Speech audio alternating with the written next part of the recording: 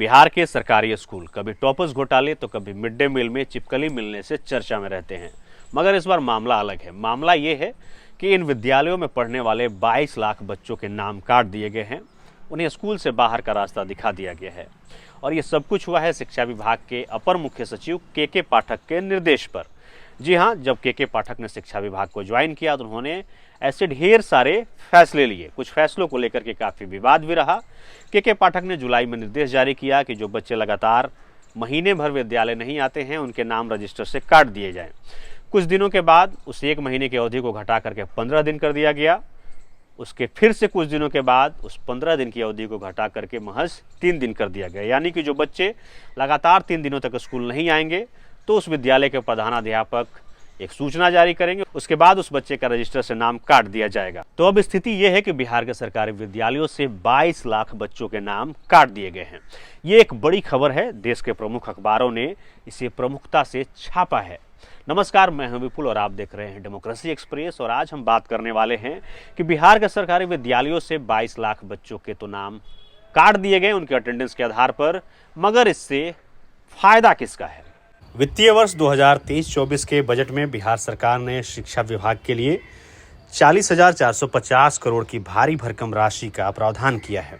2022-23 में यह राशि 39,191 करोड़ थी। आंकड़ों के मुताबिक विभिन्न योजनाओं के तहत राज्य सरकार हर साल डायरेक्ट बेनिफिट ट्रांसफर के जरिए 3,000 करोड़ की राशि छात्र छात्राओं को देती है। इसके अनुसार अगर 10% बच्चों का भी नामांकन रद्द हो जाता है तो सरकार को करीब 300 करोड़ रुपए की बचत हो जाएगी।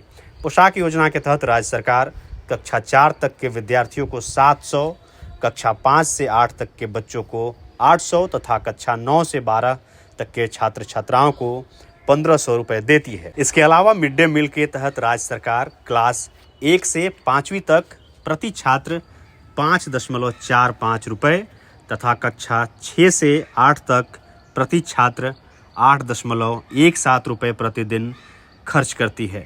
मिड डे मील से जुड़े विश्लेषकों के अनुसार राज्य भर में इस मद में औसतन 8 से 10 करोड़ की राशि प्रतिदिन खर्च होती है। तो अब आप इन आंकड़ों के आधार पर समझ सकते हैं कि जिन 22 लाख छात्रों के बिहार के सरकारी विद्यालयों से नाम काट दिए गए उसका फायदा बिहार सरकार को कितना होने वाला है। हो सकता है कि सरकार ये समझती है कि अब संसाधनों का बेहतर और समुचित ढंग से उपयोग होगा, तो सरकार शायद ये भूल रही है कि जब तक विभाग में व्याप्त भ्रष्टाचार को खत्म नहीं किया जाएगा, जब तक बेहतर शिक्षकों की नियुक्ति नहीं होगी और जब तक बिहार के सरकारी विद्यालयों का इंफ्रास्ट्रक्चर दुरुस्त नहीं किया जाएगा, तब तक बिहार के सरकारी विद्यालयों में बेहतर शिक्षा की बात सोचना भी बेईमानी है।